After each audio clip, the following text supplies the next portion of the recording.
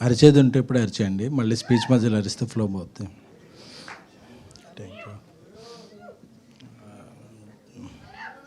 చాలా రోజులైంది, ఈ ఇయర్లో ఇదే ఫస్ట్ టైం అనుకుంటా.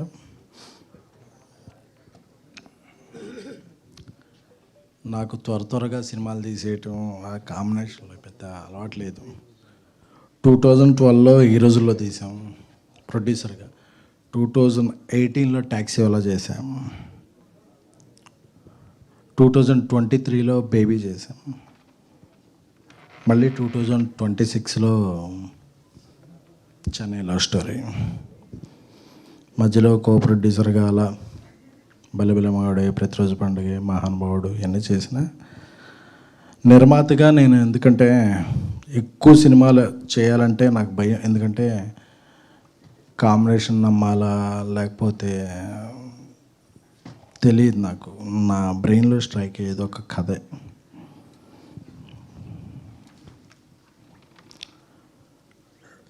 TV9లో జర్నలిస్ట్గా 2700 రూపీస్ శాలరీ. నాకు మై కెరీర్ స్టార్టెడ్. నన్ను ప్రొడ్యూసర్గా చేసిన దర్శకుడు మారుతి గారు,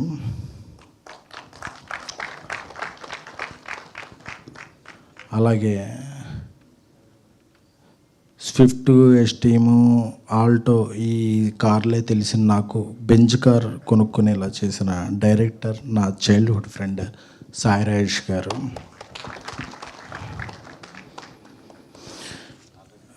బిజినెస్ మ్యాన్లో ఒక డైలాగ్ ఉంటుంది. మహేష్ బాబు గారు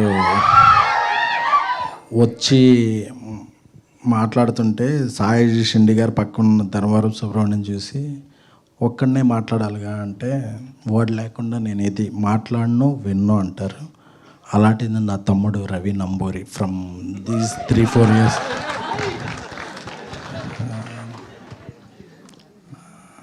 అంటే మనం ఎవరి వల్ల ఎదిగామో, మనకు ఎవరున్నారో అదనేది ఎప్పుడు చెప్పుకోవాలి. ఒక మారుతి, ఒక సాయి రాజేష్, ఒక రవి, వీళ్ళందరూ మై నెక్స్ట్ డైరెక్టర్స్, రాహుల్, వీళ్ళందరి వల్ల నేను ఈ స్టేజ్ మీద ఉన్నాను. కానీ లేకపోతే ఇలాంటి పెద్ద స్క్రీన్లో టికెట్ కొనుక్కుంటా కూడా ఆలోచించే కుటుంబం మాది.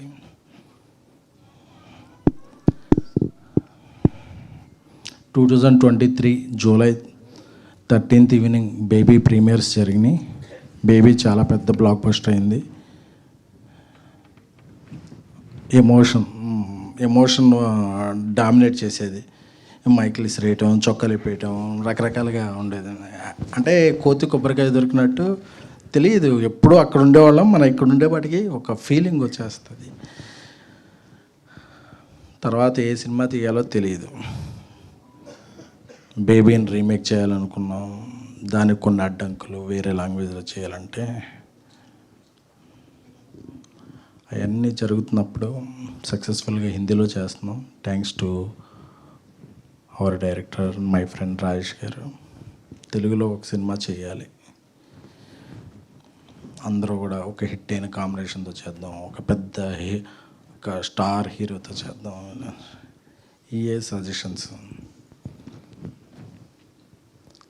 అప్పుడు ఒకరోజు రాజేష్ గారు ఒక పెంట్ హౌస్లో కూర్చున్నప్పుడు ఈ స్టోరీ చెప్పి ఇది ఎలా ఉందన్నప్పుడు నాకు బాగా స్ట్రైక్ అయింది. ఈ సినిమా చేద్దాం ఉండాలి. నెక్స్ట్ మన ఇద్దరం, అంటే తను డైరెక్టర్గానే కాకుండా ప్రొడ్యూసర్గా, అంటే ఇక్కడ రాజేష్ గారు గొప్పతనం చెప్పుకోవాలి. ఒక సినిమా పెద్ద బ్లాక్ బస్టర్ అయిన తర్వాత ఆ సినిమా ప్రొడ్యూసర్తో చాలా తక్కువ మంది డైరెక్టర్లు జర్నీ చేస్తారు. ఎందుకంటే వాళ్ళకి అంతకు మించిన ప్రొడ్యూసర్లు ఉంటారు, అంతకు మించిన ప్రొడక్షన్ హౌస్లు ఉంటాయి, అంతకు మించిన ఆఫర్లు ఉంటాయి, ఎన్నో ఉంటాయి. అలాంటి ఇండస్ట్రీలో ఆయన నా ఫస్ట్ సినిమా ప్రొడ్యూసర్, ఆయన నా చిన్ననాటి స్నేహితుడు, ఆయనతోనే నా ప్రయాణం అని చాలా చాలా చాలా కొద్ది మంది వ్యక్తుల్లో మహోన్నతమైన వ్యక్తిత్వం ఉన్న వ్యక్తి సాయి రాజేష్ గారు. అంటే ఆయన డబ్బులకి దీనికి ఈజ్ కాదు, నా ఫ్రెండ్ అని. సో ఆయన ఈ కథ చెప్పినప్పుడు చాలా బాగా నచ్చింది. ఇదే మనం చేద్దాం అన్నప్పుడు ఎవరిని డైరెక్టర్గా పెడదాం అన్నప్పుడు, ఎందుకంటే ఆయనకి చాలా పర్టికులర్గా ఉంటుంది. ఆయన కథ ఎవరన్నా డైరెక్ట్ చేసేటప్పుడు అది ఎవరు డైరెక్ట్ చేస్తారు, దాన్ని ఎలా తీసుకెళ్తారు, తీసుకెళ్ళిన తర్వాత ఆయన నేమ్ ఎలా క్యారీ చేస్తారు, ఆయనతో ఎలాగ రిలేషన్లో ఉంటారనేది చాలా ఇది ఉంటుంది. ఆయన నోటి నుంచే వచ్చిన ఫస్ట్ నేమ్ మన రవి అయితే బాగుంటుంది కదా. ఎందుకంటే బేబీ సినిమాలో చిన్న చిన్న కొన్ని లాస్ట్లో జూలై 14th రిలీజ్ చేయాలంటే మాకు రవి వచ్చి హెల్ప్ చేయడం, అంటే ఒక చిన్న సాయం చేసినోడు కూడా. అంటే చాలామంది డైరెక్టర్లకి వాళ్ళ డైరెక్షన్ డిపార్ట్మెంట్లో పేర్లు కూడా గుర్తుండవు, బట్ ఒక చిన్న సాయం చేశాడని రవి మంచి రైటర్ కదా, మీతో చాలా ఇయర్స్ నుంచి ట్రావెల్ అవుతున్నాడు, మనం డైరెక్టర్ని చేద్దాం అనే ఫస్ట్ డెసిషన్ రాజేష్ గారిది. నాకు నా తమ్ముడి పేరు ప్రపోజ్ చేసినప్పుడు నాకు అసలు చాలా ఆనందం వేసింది. డన్ రవి నువ్వు చేద్దాం అంటే రవి వెంటనే అన్నా మీరు ఇది కొద్దిగా పెద్ద సినిమా ఎలా అయ్యేలా ఉంది, అది ఓకే అని చెప్పాడు. బట్ రవి పొటెన్షియాలిటీ తెలుసు, he's very superior writer and తనకి ఒక ఈ రోజుల్లో biggest degree is common sense. తనకి అది చాలా బాగా ఉంది. అంటే ఏ సీన్ ఎలా ప్రొజెక్ట్ చేయాలి, ఏ హీరోని ఏ హీరోయిన్ని ఏంటి అనే చాలా చాలా చాలా చాలా తనకి సినిమా మీద చాలా గ్రిప్ ఉన్న వ్యక్తి. సాఫ్ట్వేర్ జాబ్ చేసుకుని ఒక 7-8 years నుంచి సాఫ్ట్వేర్ జాబ్ని పక్కన పెట్టి నా క్రియేటివ్ ఫీల్డ్లో ఉండాలి అని చెప్పి 2017-18 నుంచి మాతోనే ట్రావెల్ అవుతున్నాడు రవి. అలాగా ఈ సినిమా కథ రూపాంతరం చెందింది. ఎలా చేయాలి, ఏం చేయాలి, హీరోలు ఎవరు, కాంబినేషన్లు ఇవన్నీ అనుకున్న తర్వాత ఒకరోజు పుష్ప లాస్ట్ సాంగ్ రిలీజ్ అనుకుంటా, నేను చెన్నైలో ఉన్నాను. రాజేష్ గారు వెళ్ళారు కిరణ్ గారికి నేరేషన్లో. అప్పుడే కేరామ్ మంచి సక్సెస్ అయింది, కా మంచి సక్సెస్ అయింది. సక్సెస్ తర్వాత కిరణ్ గారి డేట్ల గురించి చాలామంది ప్రొడ్యూసర్లు, ప్రొడక్షన్ హౌస్లు ఇది ఉన్నప్పుడు ఈ కథ విని ఆయన వితిన్ 1.5 hour మనం చేస్తున్నాం భయ్య అని చెప్పి, ఎందుకంటే ఈ కథలో చాలా డెప్త్ ఉన్న కథ, చాలా హానెస్టీ కథ, అంటే చాలా లేయర్స్ ఉన్న కథ. ఆయనలో మాత్రం ఏ లేయర్స్ లేదు, ఒకటే లేయర్, మంచి కథ చేయాలి, మంచి సినిమా చేయాలి. వెంటనే ఓకే చేశారు. నాకేంటంటే కిరణ్ గారిలో ఆ వ్యక్తిత్వం నాకు బాగా నచ్చింది. ఎందుకంటే ఆయన ముందు నా స్నేహితుడు ఒక సినిమా చేశాడు వినరో భాగ్యం వల్ల, అప్పుడు కొంత పరిచయం ఉన్నప్పటికీ ఆయన వెంటనే ఈ కథలో ఉన్న పొటెన్షియాలిటీని, డెప్త్ని ఆకలింపు చేసుకుని వెంటనే ఓకే చెప్పడం నాకు చాలా నచ్చింది. అలాగే ఈ సినిమాకి చాలా చాలా మ్యూజికల్ ప్రజెన్స్ ఉంటుంది. రాజేష్ గారు రాసే ఏ స్క్రిప్ట్కైనా చాలా మ్యూజికల్ డెప్త్ ఉంటుంది. ఎవరి మ్యూజిక్ వెళ్దాం అన్నప్పుడు ఒకరోజు మణిశర్మ గారు అయితే మణిశర్మ గారు అంటే నా కాలేజీ రోజులు గుర్తొచ్చాయి. అప్పట్లో చిరంజీవి గారి పాటలు రిలీజ్ అయినప్పుడు రాత్రి 2-2:30కి మేము వెళ్ళి బస్టాండ్లో వెయిట్ చేసేవాళ్ళం. ఆ కార్టూన్స్ వస్తే అవి తీసుకుని వెంటనే ఆ బస్టాండ్లో ఉన్న పాన్ షాప్లో అది ప్లే చేసేవాళ్ళం. పొద్దున్నే 9ంటికి అన్ని షోరూమ్స్ తెరుస్తారు, కానీ రాత్రి అంటే మా ఫ్యాన్స్ జీవితం ఎలా ఉండేదంటే రాత్రి 2-2:30కి అది ఏ ఫ్యాన్ అయినా సరే, చిరంజీవి గారి ఫ్యాన్ అవని, బాలకృష్ణ గారి ఫ్యాన్, నాగార్జున, వెంకటేష్, ఎవరి ఫ్యాన్ అయినా సరే రాత్రి 2-2:30కి మ్యూజిక్ స్టోర్స్లోకి వచ్చే క్యాసెట్స్ బస్టాండ్కి వస్తే అదొక క్యాసెట్ తీసుకుని ఆ స్టోర్లో ప్లే చేస్తే అప్పుడు ఆహా అనేది. అప్పుడు మణిశర్మ గారు నేను ఫస్ట్ విన్న పాట సారీ సారీ సారీ అని బావగారిలో ఉన్న, సార్ థ్యాంక్ యూ మీరు సారీ అన్నారు, కానీ అప్పటి నుంచి ఇండస్ట్రీ మీకు థ్యాంక్ యూ సార్. నాకు మణిశర్మ గారు అనగానే నాకు బల్బులు పగిలిపోయినాయి. ఇదేంటి మనం అప్పటి నుంచి ఆయనకి ఇది ఆయన సినిమా మనం చేస్తామా, ఆయన పేరు మణిశర్మ మ్యూజికల్ అని ఉండగా నేను ఎప్పుడో చూశాను పెద్ద పెద్ద ప్రొడ్యూసర్లు వాళ్ళు ఉండగా మన పేర్లు ప్రొడ్యూసర్గా పడతాయా అని చెప్పి. ఎందుకంటే మణిశర్మ గారు ఈజ్ ద ఓన్లీయో తెలియదు, one of the what ever music director. ఆయన సాహిత్యం వినపడేది, ఆయన సన్నిహిత్యం కనపడేది మ్యూజిక్తో. పదాలు అన్నీ వినపడేవి, డ్రమ్స్ బీట్లకి. అంటే మా కాలేజ్ హుడ్ అంతా కూడా ఆయన పాటలకి డ్యాన్స్లు వేసుకోవటం 50 రోజు సెకండ్ షోలో, 100 రోజు సెకండ్ షోలో, మార్నింగ్ షో, బెనిఫిట్ షోలో గడిచిపోయింది. అలాంటి ఒక లెజెండరీ మ్యూజిక్ డైరెక్టర్ మన సినిమాకి చేస్తున్నారంటే చాలా ఎగ్జైట్మెంట్ అది. ఎందుకంటే ఆయన ఏం చేస్తారు అంటే చేస్తారా లేదా ఏంటి అని చెప్పి అందరూ ఆయన మణి శర్మ గారు అంటారు, కానీ మాకు హీజ్ మణి గాడ్.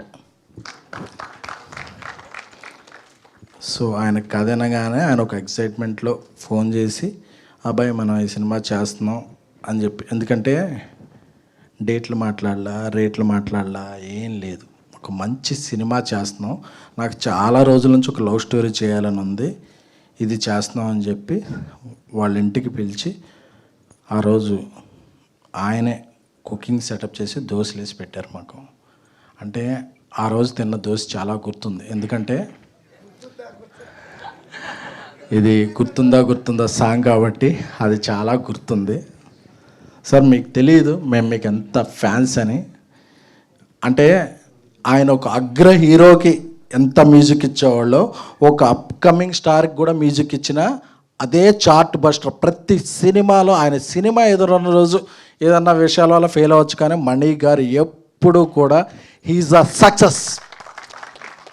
ఆయన ఎప్పుడు కూడా ఆయన బీజిఎం అంటే టక టక టక వచ్చేసేది, అంటే ఒక ఊపు వచ్చేసేది. చిరంజీవి గారే కాదు, చిరంజీవి గారి పిల్లడు బాల చిరంజీవి వచ్చినా ఆయన కొట్టే బీజిఎంకి దమ్ములు ఎదురై.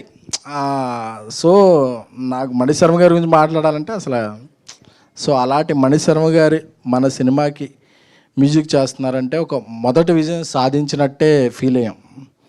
సో అలాగే ఈ సినిమాకి ఒక హీరోయిన్ పెట్టాలి, ఎవరిని పెట్టాలి అని నేను, రాజేష్ గారు, చాలామంది నార్త్, ఈస్ట్, వెస్ట్ ఇండియా హీరోయిన్లకి చెప్పాం. అది కమ్యూనికేషన్ ప్రాబ్లమో, ఎమ్యునేషన్ ప్రాబ్లమో వాళ్ళకి కన్వే అయ్యేది కాదు. చివరికి మన తెలుగు అమ్మాయి తమిళంలో విజయాలు సాధిస్తున్న గౌరీ ప్రియ గారికి, వారికి మొదటి నేరేషన్ చెప్పగానే ఫస్ట్ ఆ నేరేషన్ అవ్వగానే, that is the first narration, within 20 minutes చేసేస్తున్నాం అని చెప్పేసింది. అడ్వాన్స్ చెక్ కూడా ఆ రోజే కదా, ఆ రోజే. అంటే దానికి వేరే వాళ్ళతో చెకప్లు లేవు, వెంటనే చెక్ అయిపోయింది. అంటే ఆవిడకి అంత నచ్చింది. ఒకటే మాట అన్నారు, ఈ సినిమా చేయాలంటే మీకు దమ్ము ఉండాలి, ఈ సినిమాలో యాక్ట్ చేయాలంటే నాకు దమ్ము ఉండాలి, నాకు ఆ దమ్ము ఉంది, థ్యాంక్ యూ నాకు ఈ రోల్ ఇచ్చినందుకు అని చెప్పారు. అలాగే మా సింగిల్ కార్డ్ అనంత్ శ్రీరామ్ గారు, నా స్నేహితుడు బన్నీవాస్కి ఇంకేం కావాలని చెప్పిన, నాకు బేబీలో చార్ట్ బస్టర్ అయిన సాంగ్ ఇచ్చిన, ఏమి ఇచ్చినా సరే అనంత్ శ్రీరామ్ గారు మాకు చాలా సాన్నిహిత్యులు. ఎందుకంటే ఆయనకు ఒక కథ చెప్పగానే ఆయన చెప్పేస్తారు, మళ్ళీ కొట్టారండి అని చెప్పి. He's like family. ఈ సినిమాకి రాసిన పాటలు చాలా చాలా డెప్త్ ఉన్నాయి. అంటే అందరికి కూడా ఒక ఎగ్జైట్మెంట్ ఉంది ఈ సినిమా గురించి. ఏంటంటే ఒక హానెస్ట్గా సినిమా తీసినప్పుడు మాత్రమే ఆ ఎగ్జైట్మెంట్ రిఫ్లెక్ట్ అవుద్ది. సో మీరు చూసే ప్రతి ఫ్రేమ్లోనూ ఎగ్జైట్మెంట్ ఉంటుంది, ప్రతి సీన్లోనూ ఎగ్జైట్మెంట్ ఉంటుంది, ప్రతి డైలాగ్లోనూ ఎగ్జైట్మెంట్ ఉంటుంది. అలాగే ఈ సినిమాకి డానియల్ గారు మంచి, ఆయన ఇప్పుడు డాల్బీ, తెలుగులో తొలి Dolby cinema Chennai love story. ఎందుకంటే డాల్బీ సినిమాస్లో చేయాలంటే చాలా ఖర్చు అవుద్ది. అంత ఖర్చు అవ్వాలంటే ఒకరోజు రాజేష్ గారు డాల్బీ సినిమాస్లో చేస్తే ఎలా ఉంటుంది అని అడిగారు. అడిగితే బాగా ఖర్చు అవుద్ది కదా అన్నాం. బట్ లేదు మనం చేద్దాం అన్న. ఒకటే స్క్రీన్ ఉంది 2 స్టేట్లో, ఒక్క స్క్రీన్ గురించి మనం ఇంత చేద్దామా అండి.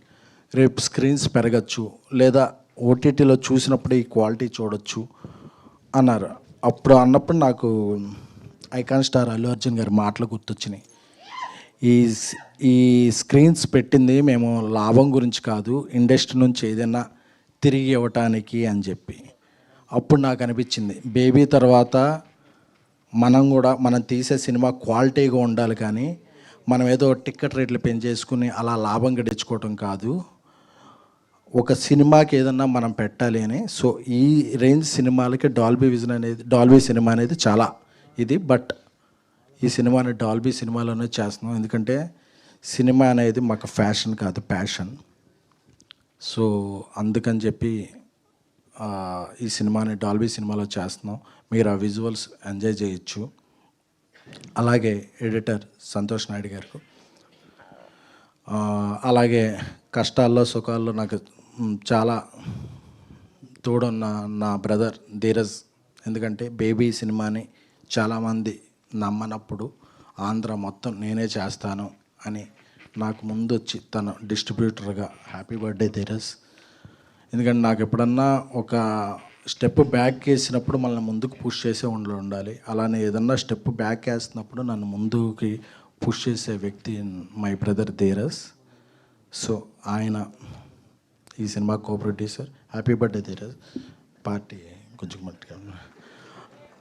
సో ఈ సినిమా ఇంతమంది కలిస్తే, అంటే ఈ సినిమాకి ఏ ఒక్కళ్ళు ఇదైతే కాదు, ఇంతమంది కలిస్తేనే ఈ సినిమా. సో ఇంత దూరంలో ఉన్న ఈ స్క్రీన్కి వచ్చిన మీడియా మిత్రులందరికీ కూడా, అలాగే ప్రత్యేకంగా చెప్పుకోవాలంటే టీఎఫ్జేఏ, అలాగే నా టీంలో ఒక మెంబరు మొన్న ఒక లంగ్స్ సంబంధించిన ఇది వస్తే 11 lakhs అసోసియేషన్ తరపున ఖర్చు పెట్టి వాళ్ళందరికీ అసోసియేషన్ ఉందని చెప్పిన మా టీఎఫ్జే పెద్దలు రాంబాబు గారికి, రఘు గారికి, లక్ష్మీనారాయణ గారికి, నాయుడు గారికి, అందరికీ కూడా. సో ఇలాంటి అసోసియేషన్ ఉన్నప్పుడే మన మధ్య అసోసియేషన్ స్ట్రాంగ్గా ఉంటుంది. సో అందరికీ కూడా మీరు ఇలాంటి ఇంకెక్కువ చేయాలి. సో ఇక్కడికి వచ్చిన ఇతర మీడియా పెద్దలకి, జీవి గారు అంటే నాకు మొదటి నుంచి ఉంది. ఆయన ఐడియల్ బ్రెయిన్ డిస్కషన్ బోర్డులో 2001-2లో పోస్టింగ్లు వేసేవాడిని. ఇప్పుడు నా సినిమాలకి ఆయన రివ్యూ రాస్తున్నారంటే this is my achievement. So అందరికీ కూడా, సో ఎప్పుడైనా ఎగ్జైట్మెంట్లో ఏదన్నా మాట్లాడినా మీ అందరికీ ఇక్కడ అప్పుడప్పుడు యాంకర్లు అది పిలుస్తుంటారు బ్రాండ్ అని. నాది బ్రాండ్ కాదు, మీతో ఉన్న బాండ్ అంతే. I'm not a brand. ఎందుకంటే ఎస్కేనా వాడు ఏం కాదు, ఒక మిడిల్ క్లాస్. మా నాన్నగారు రైల్వే పార్సల్ సూపర్వైజర్. నేను ఈరోజు ప్రొడ్యూసర్గా ఉన్నానంటే ఒక గీతా ఆర్ట్స్, ఒక యూఏ క్రియేషన్స్, ఒక మైత్రి అందరూ కూడా నన్ను నమ్మి నీ వెనకాల మేము ఉన్నాం, నువ్వు ఏ జర్నీ చేసినా అని.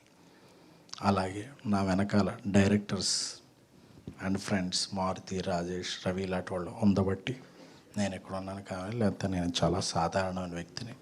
నన్ను ఈ స్టేజ్కి తీసుకొచ్చిన అందరికీ, అలాగే నా సినిమాలు చూసి టిక్కెట్ కొని నన్ను ఇక్కడికి తీసుకొచ్చిన ప్రేక్షక దేవుళ్ళందరికీ. బికాస్ ప్రేక్షకులు లేకపోతే ఎవ్వరూ లేరు. They are not taked for granted, they are most wanted. ఓటీటీలో చూద్దాం అనుకుంటే ఎవ్వరం లేం. అందుకే ఎప్పుడైనా ఎవరైనా నిర్మాతలు ఒక ప్రేక్షకుడి మీద ఇది మాట్లాడినా నాకు చాలా ఇదేస్తుంది. ఎందుకంటే థియేటర్కి వచ్చి సినిమా చూస్తున్నారంటే మీది డబ్బు కాదు, మీరు పెట్టే టైం. ఆ టైం ఎఫర్ట్కి ఈ సినిమా మీకు రెండింతలు వెళ్ళేటప్పుడు హాంట్ చేస్తానే ప్రామిస్ మాత్రం మా టీం తరపున నేను సవయనంగా చేస్తున్నాను. ఇది హానెస్టీ, నిజాయితీతో చేస్తున్నాను. చెన్నై లవ్ స్టోరీ 3 ఏళ్ల తర్వాత, అంటే నాకు వెంటనే సినిమాలు చేయడం మాకు ఎవ్వరికి రాదు. మనసు పెట్టి తీసిన సినిమా, కిరణ్ అబ్బవరం గారు నమ్మిన సినిమా. ఆయన కేరామ్ తర్వాత ఆయన సక్సెస్ స్ట్రీక్ని ఈ సినిమా కంటిన్యూ చేస్తేనే నేను బలంగా నమ్ముతున్నాను. ఇక్కడికి వచ్చిన అందరికీ కూడా, అరుస్తున్న అందరికీ కూడా love you. Sravanthi is family. Baby cinema చేసేటప్పుడు డబ్బులు లేకుండా ఉన్నప్పుడు చాలామంది యాంకర్లు ముందు స్టేజ్ ఎక్కడానికి ముందే డబ్బులు అడిగేవాళ్ళు. ఆవిడ లేదండి, మీ దగ్గర డబ్బులు లేవు కదా, మీకు సినిమా హిట్ అయితే ఇవ్వండి అని చెప్పి ఫ్రీగా నాకు ఒక 5-6 అంటే మనకేమీ లేనప్పుడు ఎవరున్నారో వాళ్ళని మాత్రం మర్చిపోకూడదు. Love you all. Thank you.